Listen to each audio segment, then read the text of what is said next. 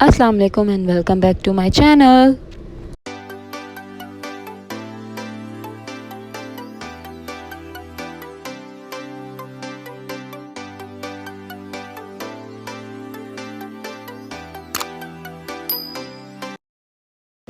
कैसे हैं आप सब? आई होप आप सब खैरियत से होंगे, ठीक ठाक होंगे। तो ये जो व्लॉग है ये है 10 अगस्त का। ये सुबह का टाइम था। मैंने सीख कबाब का जो मसाला था वो बना के एक दिन पहले रख लिया था और बस कोयले की धुनी दे के फिर मैं इसको बना के रख लूँगी। और 10 अगस्त और 4 अगस्त मेरे दोनों बच्चों की बर्थडे के दिन है। तो जीनिया का तो हमने कर लिया था, ईसा का जो है वो आज है, तो वो हम करेंगे सेलिब्रेट छोटी सी घर में, खाना घर में ही वो करके, और हम केक वगैरह काट लेंगे। ये साथ में मैं आटा भी गूंद रही थी और यहाँ पे कोयला अच्छे से उसकी जो धुनी थी वो मसाले में लग गई थी हमारे। और हम जो है वो अब इसको मिक्स करके और उसके बाद इसको सीख कबाब की शेप हम दे देंगे घर में ही। मैं इसको तवे पे फ्राई करूँगी। पहले जो है ना, मैंने क्या किया था, मेरे पास कांटा था जिसका पीछे जो पकड़ने वाला होता है ना वो ज़रा गोल सा था, मैंने उसमें लगाया, पर वो जो है ना सही नहीं बन रहे थे। तो वो सही नहीं बने तो मैं कहा कि भाई क्यों इतनी वो करें, सीख निकालो, उस पर लगाओ और बना के और प्लेट में सजा लो। तो मैंने बस जल्दी जल्दी जो है वो इसको शेप देना शुरू किया और फिर फ्रिज में रख दिया था। अच्छे बन गए थे। ज़ाहिर है बाज़ार वाला टेस्ट तो बाज़ार वाला ही होता है, मगर हाँ आप घर में जो है वो इस तरह बना के और इसको फ्रीज़ भी कर सकते हैं। इसको थोड़ा सा स्टीम करना होता है और उसके बाद आप इसको तकरीबन 1 मंथ के लिए आराम से इसको रख सकते हैं और बच्चों को स्नैक वगैरह में भी दे सकते हैं, क्योंकि अब ज़ाहिर स्कूल खुलने वाले हैं तो ये सारी चीज़ें भी करके रखनी है। तो ये मौसम जो है बड़ा अच्छा हो गया था और साथ में मैंने बनाया था मटर पुलाव। तो ये उसके लिए मटर वटर छिल गए थे। मलाई बोटी बनानी थी तो यहाँ पर मैंने चिकन की बोनलेस कर लिया था और आलू की तरकारी भी बनानी थी, उसके लिए आलू छील रही थी। आलूओं को छीलने के बाद मैं पतली पतली कतलियों में ट्रायंगल वाली शेप में वो काट लूँगी। और आलू की तरकारी भी मैं ये बहुत दफ़ा बना चुकी हूँ, बहुत इजी बनती है और बहुत झटपट भी बन के तैयार हो जाती है। वैसे ही सिर्फ पराठे के साथ भी आप खाने में, दोपहर के खाने में या रात के खाने में कर लें या कचौरी बना लें इसके साथ, तो बहुत अच्छा परफेक्ट आपका एक मील हो जाता है। तो यहाँ पे बस मैं जल्दी जल्दी आलू काट लूँगी, बिल्कुल बारीक बारीक काटती हूँ तो वो गलने में भी आसानी रहती है और जल्दी गल जाते हैं और तरकारी बड़ी अच्छी बन के तैयार हो जाती है। मैं एक और चीज़ वो करती हूँ कि मैं जो घोटा लगाने वाला एक वो होती है ना, पता नहीं क्या कहते हैं उसे, उससे ना मैं थोड़ा सा मैश कर देती हूँ। मैशर से नहीं, दूसरा वाला जो एक गोल सा होता है ना लकड़ी का, उससे, तो वो ज़रा गाढ़ा गाढ़ापन भी उससे अच्छा हो जाता है। तो यहाँ पे बस मैं वही तरकारी बना रही हूँ।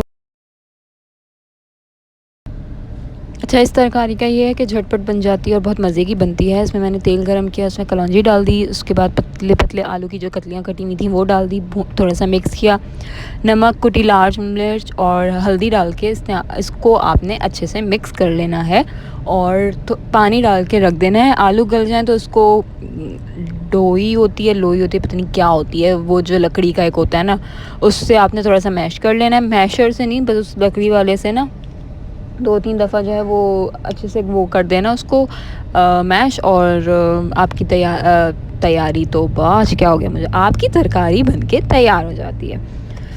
तो बस ये करेंगे। और ऐसा भी आजकल जैसा मौसम हो रहा है ना, उसमें आप ये तरकारी बनाएं, कचौरियाँ बना लें घर में, क्या मज़े का आपका खाना जो है ना वो एक तैयार हो जाता है, फुल पेट भरने वाला। उसके बाद मैं ये चिकन लेग्स में मैंने तिक्का मसाला लगा के रखा हुआ था, तो इसको मैं स्टीम करूँगी और उसके बाद जब पूरी वो हो जाएगी उसके बाद मैं ओवन में इसको रखूँगी कलर के लिए सिर्फ। और सारा मसाला इसमें से अच्छे से मसाले को वो करके और उसको स्टीम के लिए रख दूँगी।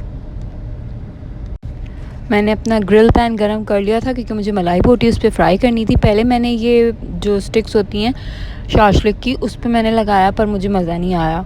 बड़ी मुश्किल हो रही थी मुझे वो स्टिक्स को टर्न करने में, और मैंने फिर उसके बाद जो है वो 2 दफ़ा तो मैंने इसी में करके रखा। और उसके बाद जो है मैंने कहा अपना देसी तरीके पे आ जाओ भाई, उसको यूँ ही पैन में थोड़ा सा ऑयल डाल के और हमने इसको अपनी जो मलाई बोटी थी उसको हमने फ्राई कर लिया था। मलाई बोटी भी बड़ी अच्छी बनी थी। इससे पहले भी मैं बना चुकी हूँ घर में, वैसे ही थोड़ी सी ट्राई के लिए कि सही बनती है कि नहीं, बहुत अच्छी बन गई थी। तो हमारी मलाई बोटी भी जो है वो तैयार होने के लिए मैं रख रही थी। यहाँ पे ये देखिए मैंने इस तरह रखा था, मगर जो है ना वो मज़ा नहीं आया था, क्योंकि जो लकड़ी थी ना, ज़ाहिर लकड़ी की स्टिक्स थी, तो वो पिघलना शुरू हो गई थी, जल रही थी नीचे की साइड से। तो वो मैं कहा नहीं भाई, अपना देसी काम सही है, आप यूँ ही ग्रिल पैन में रख दो तो उसकी जो है वो अच्छी सी शक्ल निकल कर आ जाती है। साथ साथ मैंने सीख कबाब भी रख दिए थे। ये मैंने जो है तवे पे फ्राई किए थे, अपने नॉन स्टिक के पैन में फ्राई नहीं किए थे, क्योंकि नॉन स्टिक के पैन में मैंने ये वो देखा है कि मैं उसमें रखती हूँ ना तो इसके ऊपर एक लेयर सी आ जाती है, और इस तरह मैंने तवे पे फ्राई किया ना तो वो बिल्कुल सही फ्राई हुए थे। तो बस यहाँ पे जो है वो मैं दोनों चीज़ें कर रही थी साथ में। मैंने सब फ्राई करके पहले ही रख लिया था, और उसके बाद मैंने ओवन में इनको गर्म करने के लिए रख दिया था। तो वो ज़्यादा सही रहा था कि उस वक्त मुझे, जब लोगों ने आना था, मेरे गेस्ट ने आना, तो मुझे फ्राइंग वाला कोई काम करने के लिए खड़ा नहीं होना पड़ा था। मैं उनके साथ भी बैठ गई थी आराम से, बैठ सकती नहीं, बैठ गई थी आराम से। आज कुछ ज़्यादा ही जो है ना वो ब्लंडर हो रहा है मेरे वॉइस ओवर में, प्लीज़ इग्नोर कीजिएगा उस चीज़ को। तो बस यहाँ पे हमारी ये मलाई बोटी और ये सारी चीज़ें जो हैं वो तैयार हो जाएंगी। ये बस ये इस पोजीशन पे आके ना मैं कहा था बस जी बहुत हो गई, बहुत अंग्रेज़ तरीका हमने इस्तेमाल कर लिया। अब हम अपना देसी जुगाड़ू तरीका करेंगे कि हम डायरेक्ट पैन में ही डाल के इसको फ्राई कर लेंगे, क्योंकि वो ना बड़ी मुश्किल हो रही थी मुझे स्टिक्स को ना टर्न करने में। आप अंगीठी भी रखे होते ना, उस पर सीखें जो है ना वो मूव करना आसान होता है। ये वाला इस पे पैन्स पे रख के और इसको करना ना वो बड़ा मुश्किल लगता है। तो बस मैं ये सारी निकाल दूँगी पैन में मलाई बोटी अपनी, और उसको इसी तरह फ्राई कर लूँगी ताकि ये जल्दी जल्दी जो है वो फ्राई हो जाए, और सारी जो है वो हमारी रेडी हो जाए। मैंने मीडियम टू हाई फ्लेम रखी हुई थी, बहुत ज़्यादा हाई नहीं रखी हुई थी वरना फिर अंदर तक चिकन नहीं गलती। तो मैंने बस धीमी नहीं थी, बस नॉर्मल आंच थी और उस पर मैं ये करी थी। ऐसे ही मैंने अपने सीख कबाब भी रखे थे कि नॉर्मल आंच पे जो है वो सीख कबाब मैंने रखे थे तलने के लिए। और यहाँ पे मैंने उस बीच में सलाद भी बना लिया था, चटनी भी बना ली थी और रायता भी बना लिया था, क्योंकि मेन वो होता है बारबेक्यू के साथ खाने का। ये हो गई थी मलाई बोटी, आलू की तरकारी भी जो है वो डन हो गई थी हमारी। मटर पुलाव जो है वो भी दम पे आ गया था अल्हम्दुलिल्लाह से, माशाल्लाह से। और हमारी एक चीज़ रह गई थी चिकन लेग्स, वो भी मैंने रख दी थी ओवन में। तो यहाँ पे जी केक निकाल लिया था हमने खाना के बाद, खाना वाना हो गया था। मैं बीच में वो सब रिकॉर्ड नहीं कर सकी थी क्योंकि बस खाना लगाने में और इन सारी चीज़ों में लग गई थी, तो वो मेरा रह गया था।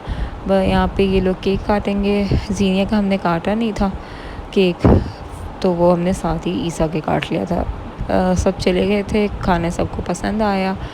अब मेरा काम शुरू हो गया था दोबारा से बर्तन धोने का और समेट के सारी चीज़ें रखने का। तो बस ये होगा, और इसके बाद मैं जाऊंगी बेड पे, क्योंकि मैं सुबह से लगी हुई थी और सारी चीज़ें कर आके बीच में बच्चों का भी देखना, खाना पीना, मूसा का चीज़ें करना।